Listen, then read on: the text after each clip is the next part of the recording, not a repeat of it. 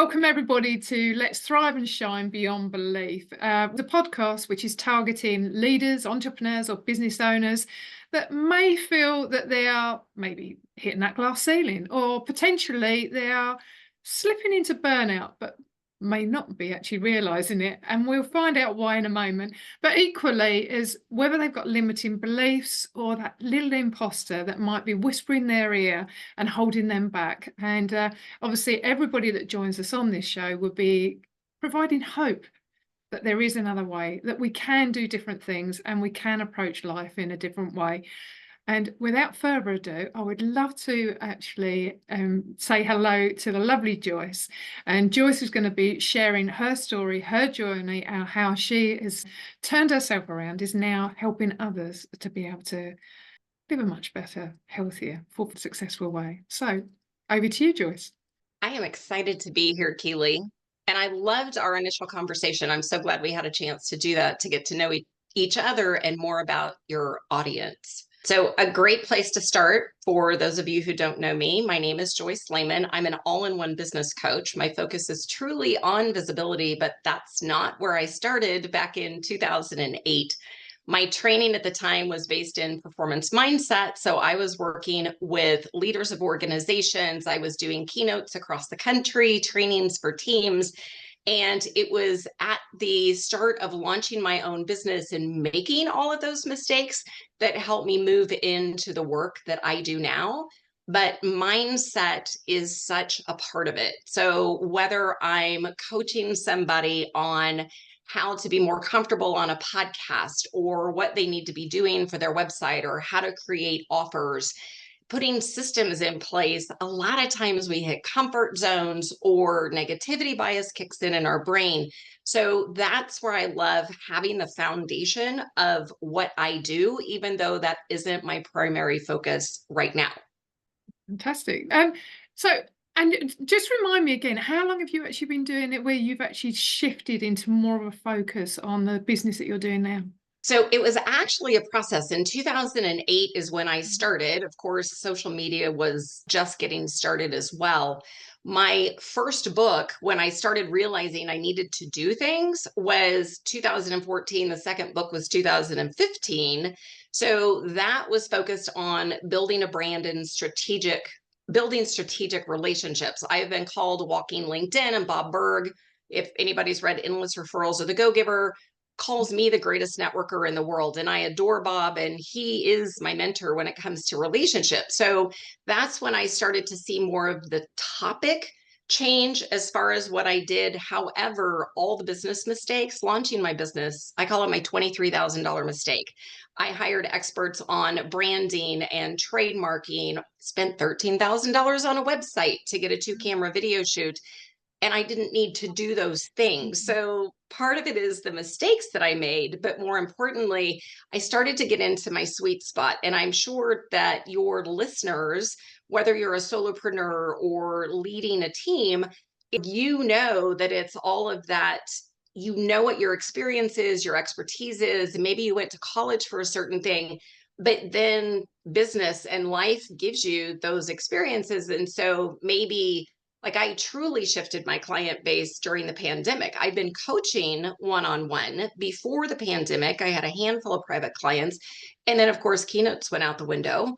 And working, training with companies, because companies were still trying to figure out what to do then. So then I just shifted over 100% to doing one-on-one and group. But yeah, the topics kind of came over the years, if that makes sense.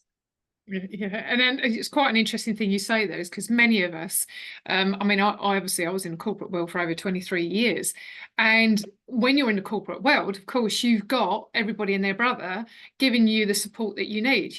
My skill set, I was, business development, program delivery director, did all the things. I didn't have to do marketing, I didn't have to do sales, I didn't have to do automation, I didn't have to do this, I didn't have to do that. And then suddenly you leave a business and you go, yeah, absolutely, I want to be able to help other people, I want to do this, I want to do that, which means that you suddenly got all of these roles overnight that you've got to become. And it's like, well, how do I start? Where do I start? Who do I start with? And that's where all of the overwhelm kicks in as well.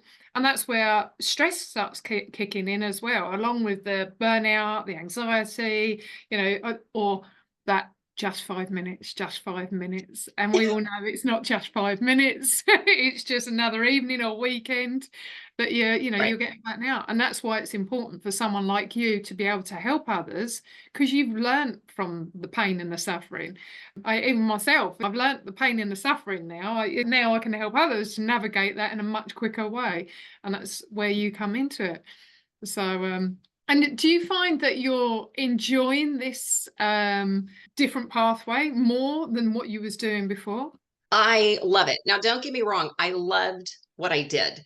Uh-huh. And people find it hard to believe that I'm a former wallflower in the business world of business networking, despite the fact I've been in sales pretty much my entire career. And I had to network, as big part of business development. You've been there. And also, public speaking was my second biggest fear. Fear of heights was my first, but then I literally threw myself into the role of, I want to become a keynote speaker. I'd been doing training, but then putting myself out on a national stage. So part of that, part of that is it's having those things that you constantly have to do. So I loved it. I loved getting in front of crowds. I still speak on a regular basis. I tend to do it though live via computer. However, now, even though I haven't been marketing, I have corporate clients now reaching out to me. So I did a keynote for a bank last fall in October for 500 people, and it was on mindset. They really want that topic, Mm. which is fantastic. So the one thing that I have found, and based on where I'm at, and for your listeners, because I know we're all in different stages of business, I turned 59 in September. My life partner, he's 67. He just sold his business, doing it for 41 years. So part of it, it's not just juggling what we do, it's having that other individual in our life that we have to make adjustments for as well. And I kind of hit that epiphany. And if you've been there where you're like, okay, I love what I do, working with individuals and in group programs, but it was how I was delivering it that wasn't quite syncing. So I Mm. still have private clients, but I have much fewer private clients. I am literally launching a membership right now. And I did this because I want to be in a position where it's me and a VA, where I'm not Mhm. having to manage a team. But I kept seeing people struggling. I kept seeing people go through what I did in the pandemic. I invested with a coach to get there faster. I invested over $20,000 and got badly burned. I Mm. know I'm not the only one. And when it comes to business coaching, that's a totally different thing. Life Mm. coaches, individuals like yourself, that to me is a different bucket. And I know amazing individuals like you that have that wealth of knowledge. But when it comes to business, I saw too many people getting burned. So that's why I decided to start my membership, which of course is a whole other stress because guess what? It's a new roadmap, it's a new curriculum I'm recording. But I am thrilled to be able to work with more people. We're literally just launching it this month of March. So that's why I love that. Like I said, and then somebody calls and goes, "Do you want to do a keynote?" Okay, let me put my keynote hat on for a minute and come back.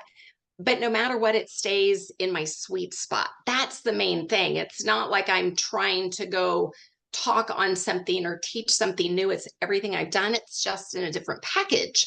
So if Mhm. you're listening to this and you're wondering, maybe you're at that crossroads in your business or you've been doing the same thing and you want to just shift it. Seriously, I've been in business since 2008. And Yeah. then my new model came around in 2020 and it's morphing again. And I am excited for it. I am so excited for it. And of Yeah. course, like you just said, there's more depending on the day and what's going on and managing time with Mark. It's just all of that, but it's all good. Yeah. Okay. So, I mean, one of the things that you mentioned here is, the fear, and the fear is one of the biggest things that hold many people back. I myself, like you, I mean, in a corporate world, you have to speak on the stage, specifically as a director, you have to do presentations of that. Did I enjoy it? No, not at all. So, I used to run workshops, didn't bother me in the slightest. Stick me on the stage in front of an audience where the camera was all on and all the lights and everything like that, everybody staring at me, hated it. So for me, one of my biggest things was to overcome the fear of speaking on a speaker platform. And now, obviously, I love it so much. I'm a professional speaker coach, and I love that experience.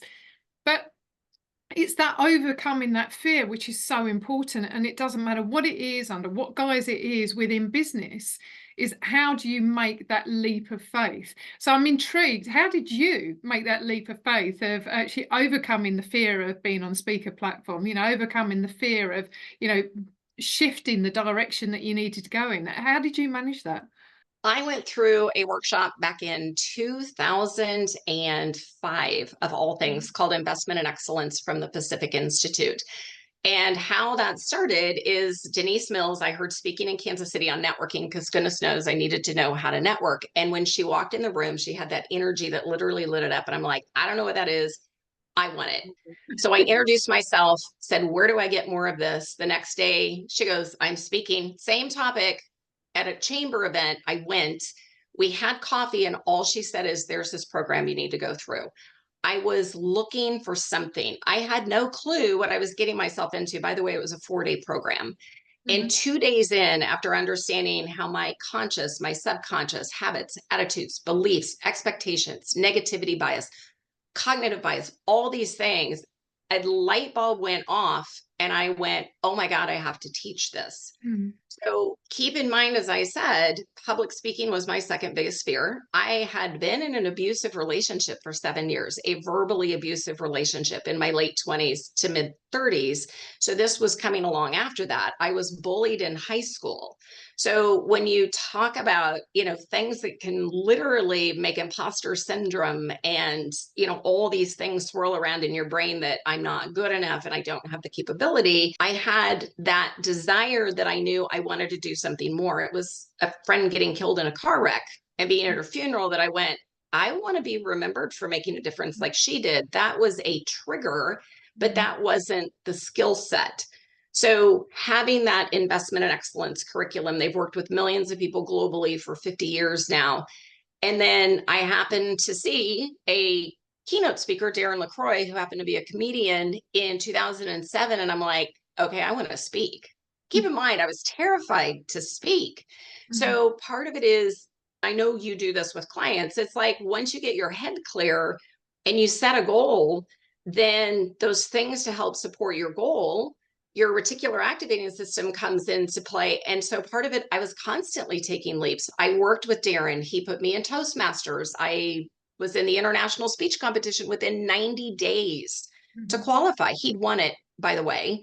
And Yeah. it was it was one of those things where I kept intentionally pushing comfort zones. I was terrified most of the time, but I just kept intentionally pushing comfort zones. I was asked to speak to TEDx in 2014, and it was all about comfort zones. So that was the big thing, but I had the knowledge, which is what you guide clients on right now, which I absolutely love. A lot of times, this, it was January just a few months ago, and people are like, we're going to go to the gym. And then they stop going to the gym, but they don't realize it's their subconscious.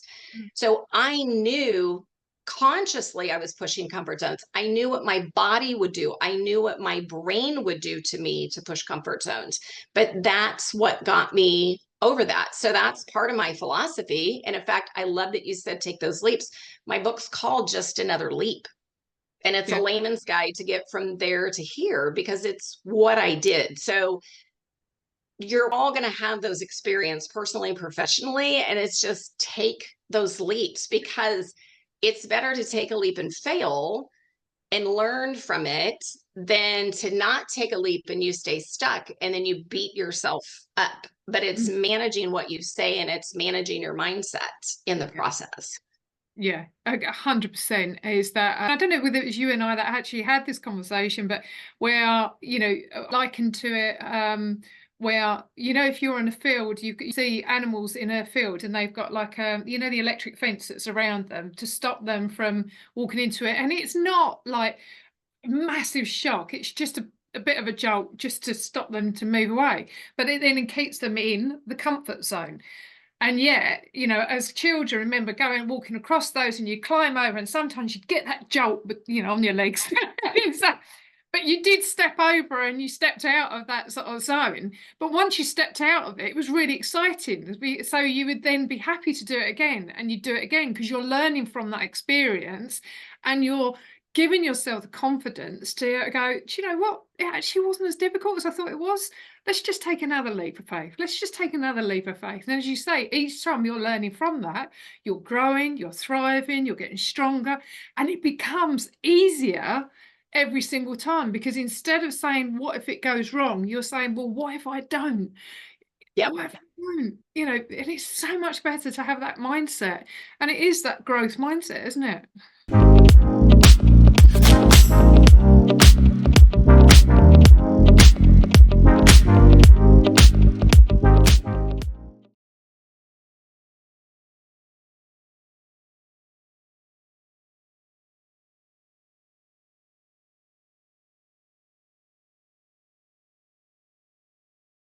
Oh, that's huge. And something I just have to throw in. So Mark and I have been together now almost 4 years. We met through the car group. We both track cars as a hobby on road courses.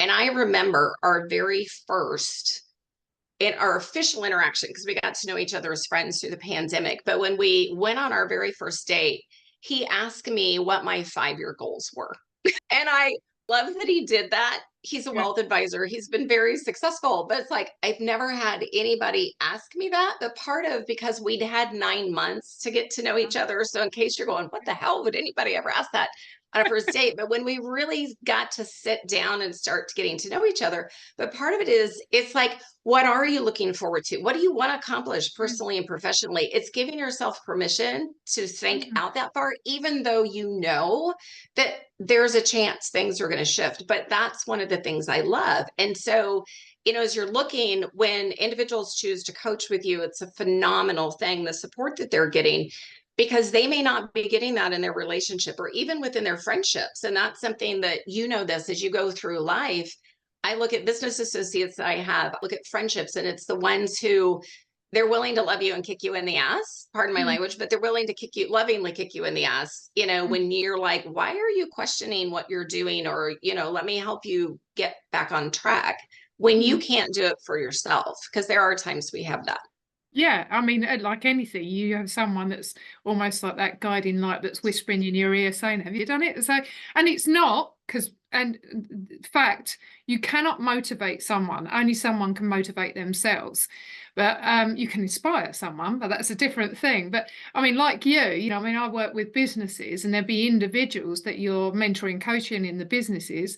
And you think that because they're, or this belief that maybe because they're executives or CEOs, that they don't need those guiding lights, they don't need that extra support, and that they've got the confidence to do everything. Here's a secret: they're just as scared as we are. So they still need your advice, they still need your support to ask them the probing questions that they won't necessarily ask themselves. And that then helps them again to say challenging question, the way they approach things, the way they're considering, and builds that growth mindset. So it doesn't matter whether it's individuals or businesses, it's the same thing, is that what are you asking the right questions to help someone to think about something in a different way. So my question to you Absolutely. then Yeah. is that if you was going to give sort of 3 tips of advice to the listeners of how they can perhaps have that growth mindset, or maybe overcome their fears or the self-doubt or the little imposter that might be whispering in their ears, what tips would you give them? So I want to share just a tidbit of a story Uh-huh. first to help back up that even though we know what we need to do, sometimes we're faced. I mean, we just early that life when shit hits the fan. And so you got to pull yourself up. So March 2nd, 2020, in fact, it's very fresh because it's the 4-year anniversary. I got a call from the hospital that my healthy 58-year-old brother had been taken unresponsive to the ER. Like, rush, it's morning, I'm getting ready, I've got a meeting, and I'm having to drive across town in rush hour traffic. It's like, this is bizarre. Craig was never sick. Craig was in business. I mean, he was just, when he wasn't working, he was volunteering. I made it to the hospital in time for my brother to pass in front of me. this was before the pandemic. Something had gone wrong. He thought he had the flu. It wasn't the flu. Something they think come septic, something in his stomach. They were trying to get him in for surgery. So that happens. And I've lost my parents. Both my parents passed in my 40s. I had a world championship, national championship horse, I should say, had her for 22 years, won that national championship with her in 1996. She was killed in a barn fire on Christmas night, 2012. That put me into PTSD. And I've been through grief. So having these mental tools, being trained as a facilitator with the Pacific Institute, I knew how my mind worked. When we lost Craig, it put me back into PTSD. I had to work with my naturopath. I had to work with a therapist and do EMDR, because I would have these episodes, I would physically start shaking and I couldn't stand up. I knew what I was thinking, which was so weird, but my body had just, my nervous system, it literally shot craps. That's what had happened. So part of that, of course, then we go into a pandemic. Then all the business development, all the prospecting I'd done in the fall of 2019 for speaking and training, I literally had no business, like nothing, because at the time there was a gap with my private clients. So put yourself in that situation. And I know we've all experienced grief.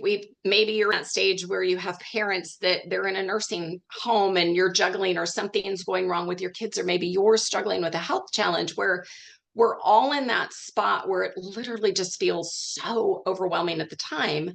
So with Craig, one of the things that I had to do is I had to figure out where those moments were of clarity and what I would say sanity at the time, because my grief was so overwhelming. I was fortunate. I was in a spot where if I literally wanted to sob all day on the couch, I could do that. But yet I knew that that wasn't what I needed to do long term. I needed to get focused on other things.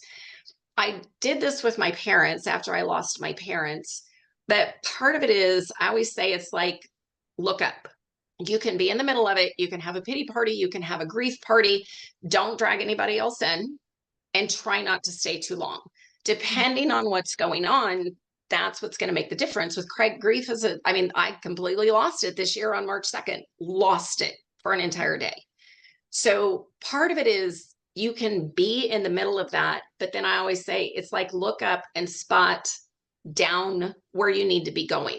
Yeah. Because it's that negativity bias. It's that phenomenon that our brain, our subconscious, we don't recognize. Literally, one thing goes wrong, something else, and then you just go down this negativity bias rabbit hole and you stay stuck.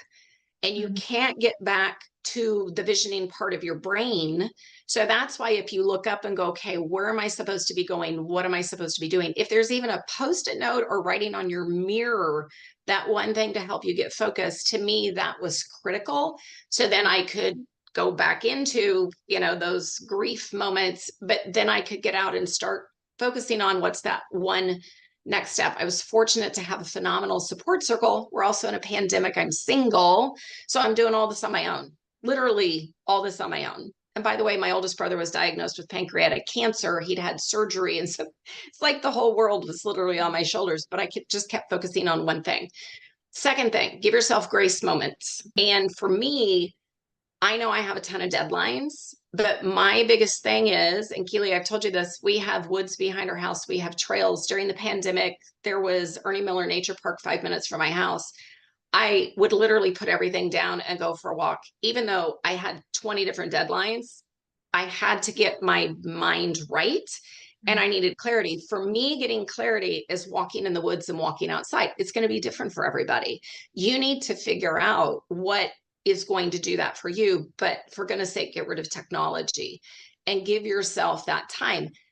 I have now, when I'm out, because I believe in multitasking, if I listen to a podcast, it needs to be something about what's going to inspire me, motivate me. It's going to be about politics. It's not going to be about business. It's not going to be about any of that. I'm going to give myself a break and learn something or be inspired.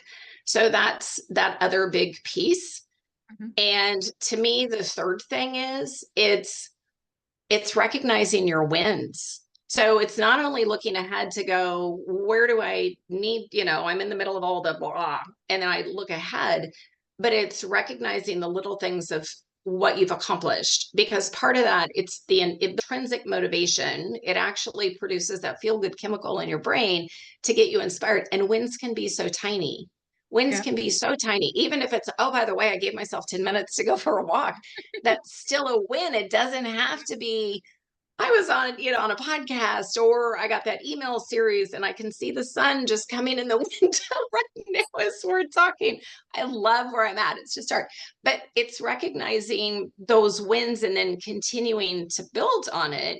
Because as you said, even though you're coaching leaders who are extraordinarily successful, we still have that ability where imposter syndrome can kick in, or, yeah, but I didn't do enough. It's still, you're doing something, and something is better than nothing. But a win might also be, I took a 10-minute break and I didn't do anything. Or in the case of the 4-year anniversary of losing Craig, I literally tried to work myself into the ground that day. I went to Costco. I power washed both garages. I washed and detailed UV. I painted the half bath. Mark was out of town at a track weekend. I physically tried to work myself into the ground to avoid grief. I knew I couldn't. So it's just one of those things. I think it's when I'm going to give you 4 tips, becoming aware. When you're aware of what you're thinking, then you have the ability to change it. If you don't stop long enough to do that, then you're going to keep going, maybe in the right direction, but sometimes it can be in the wrong direction. So there's your 4 tips. So thank you. I mean, first of all, thank you for sharing such a vulnerable story. You and I know that we've come from quite a similar journey in the last few years, and it is really hard. And losing a member of the family, no matter who they are, is devastating, but especially when it's in such a short period of time. It sort of comes left field as opposed to right field. So, but and as you turn around and say, there is that tendency sometimes to, I think you and I spoke about, is that secondary gain, where you're being a busy fool to avoid actually facing what you should be facing. And as you turn around and say, rather than you actually face that with the anniversary of your brother, you're doing. But it doesn't matter what happens, is going to come up and punch you in the face eventually. So, that taking time out to stop and slow down, and as you say, either going for a walk, or whether it's doing yoga or meditation, going for a run, whatever it is that you want to do, it gives you that space to be able to process things and think about things, and just be present, those kind of things. But when you're like on that hamster wheel continuously, you're not resolving what the actual situation is. So just be mindful of that. And as you say, that awareness is so important. And as I say, the other thing, I know that you and I are very similar on this, is that listening to a podcast, or whether it is an audio or something like that, that will help you with that growth mindset or development of things like that. You don't have to keep on learning business all the time. So try to strengthen that left side of the brain. Oh, don't know what happened there. Okay. So strengthen that left side of the brain. So you say awareness is such an important thing. When you create that awareness about yourself, you may not always do it right first time, but at least you can check in with yourself and say, oh, I'm doing this again. Why am I doing this? And how can I learn from this experience, rather than just being in a situation where you don't even know you're doing it. So very important. So I have a quick question for you, in terms of, if you was to go back to your 20-year-old self, what would you do differently? What piece of advice would you give your 20-year-old self, should I say? I was so unaware at 20. We think we know everything. We think we know everything, but we don't know everything. And I got married at 21, and went through some went through some very interesting, trying times. I think part of it is I was constantly trying to prove myself. I was bullied in high school. And I think I kept trying to do things to say I'm better than that, but I was clueless in how to do it. Had I had my parents were much older. I came along very late. My parents were born in 1925. So I've got a 72-year-old brother. So I didn't have that relationship with my parents because I was married. That wasn't really I needed a good mentor. I needed somebody to bounce ideas off. The problem was I thought I was smart enough and didn't need it. Mm. So I didn't recognize that until I got to be closer to 30. And then I went, oh my God, why did I let that time get away? So I wish that would have been, but it has to be the right person because, you can have those, I call them who saids, who said this and who said that. They can be very powerful in your life, but they may not be the right person to be guiding you. Yeah. So yeah, I just, we always wish we would have known what we just wish we would have known what we know Hindsight. now, but we don't. Yeah, so Yeah. yeah, hindsight. So, and the thing is that with when it comes to coaches, mentors, trainers, you'll have so many in different walks of life for different reasons. And I mean, many of us, if you're very, very sensible, you might have 4 or 5, and they might all be on the go at the same time, but all for different reasons. Yeah. Because there's a coach and a mentor for different reasons, for different purposes, how they're going to, whether it is in business, whether it is a coach in marketing, whether it's a coach in, mindset, all of those kind of things. We have them from different reasons. And again, it doesn't matter whether they're the most successful business people around the globe, they still have multiple mentors, trainers, and coaches. It never stops. At the end of the day, doesn't even before you get to 90, you're still learning. As I say, we are a piece of art in the a work of art in the making. And until the day we die, we're just continuously improving, aren't we? And becoming that work of art. Love that analogy. That's fantastic. Thank you. So, what about books? I know you've already mentioned a few already, but is there any specific book at the moment that you would recommend to anybody that you think would be beneficial, other than your own ones? Because I know you've written some. We can talk about those in a moment. So, And it goes back to, it depends on it depends on what you're wanting to accomplish and where you're at. I will tell you right now, I tend to listen to books on Audible mhm. versus reading. And I've got a whole slew of books behind me that you can't see. But for me, that's what I find. Two super inspiring books that give you a little bit of philosophy and a little bit of business.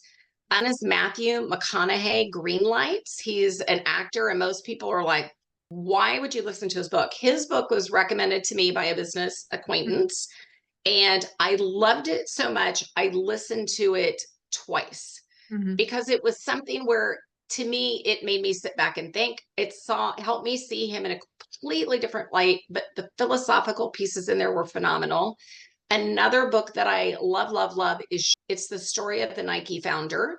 If you want to laugh, cry, be in suspense, get motivated, Shoe Dog is phenomenal. And those are both books that I will gift to people on a regular basis. And both were recommended to me. So if they are not on your list, if you have not, highly suggest you listen to Green Lights. I also listen to Shoe Dog, but I would highly, highly recommend those.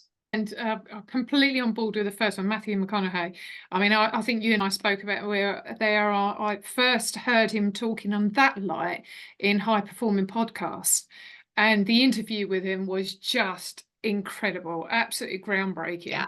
And on top of that, at the Speaker University, when I'm at the back of the room, there's a video that Andy plays, which is a motivational one, which is Matthew McConaughey speaking. And again, the words he has to say are inspirational, and it really makes you take a full step back and think about what it is that he's got to say.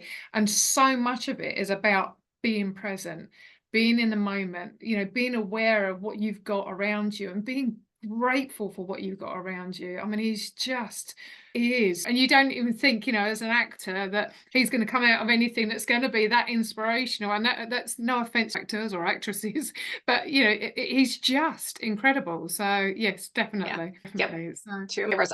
Yes. And you and I, we have so much that we talked the first time. I mean, it's like that instant connection and just so many things that we have in common.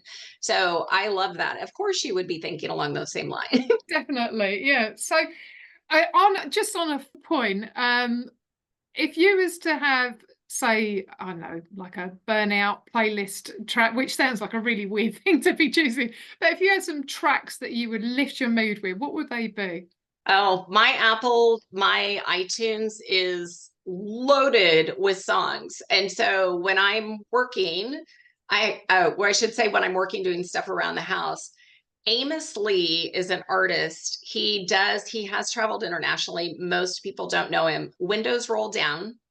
It's that question, if you could listen to one song for the rest of your life, what would it be? Windows Are Rolled Down is one of those. His Live at Red Rocks is a phenomenal album. If I need to get going, Kickstart Your Heart by Motley Crue is one of my favorite, literally head, pumping.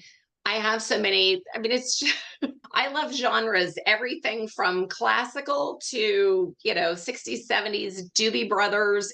I brothers years old. I grew up with that. But yeah, so something more inspirational, windows are rolled down, but it just depends on what you're in the mood for. I'm happy to share more. You know what? I should put a few of those in when we list the podcast so you can Yeah. see, because yeah, it's extremely diverse. Yeah, no, that'd be really good. Because I mean, like you, I think I said to you, I mean, I should have born in the sort of 30s, 40s, massive fan of Ella Fitzgerald, Hot Club, and all of those kind of things. And even the hour at war, and I said the only thing that I wouldn't have been able to manage in that time is being subservient. So I'm so True, true. One of the songs I'm going to listen to, but you have to watch it on YouTube. It yeah. is Led Zeppelin, Stairway to Heaven, but the performance is Heart at the Kennedy Center Honors. Mind blowing, mind blowing. We need to list that because you're like, Okay. Led Zeppelin, Heart. It's phenomenal. All right, okay, then I'll check that out. I mean, I do obviously love a bit of Stairway to Heaven, so yeah, it's always a good one to listen to. So, other than that, then Joyce, thank you ever so much for being on here. And obviously, for everybody out there, if you've got some real great tips and advice that you've taken from this, or maybe that you've listened to some of the other shows and you think it'd be beneficial to other people, then please share this podcast to others and let's help them to thrive and shine beyond belief as well as yourself. Thank you, Joyce. It's been a pleasure, as it was when we first met the other week. Yeah, I'm sure we'll have lots of other things to be sharing with each other.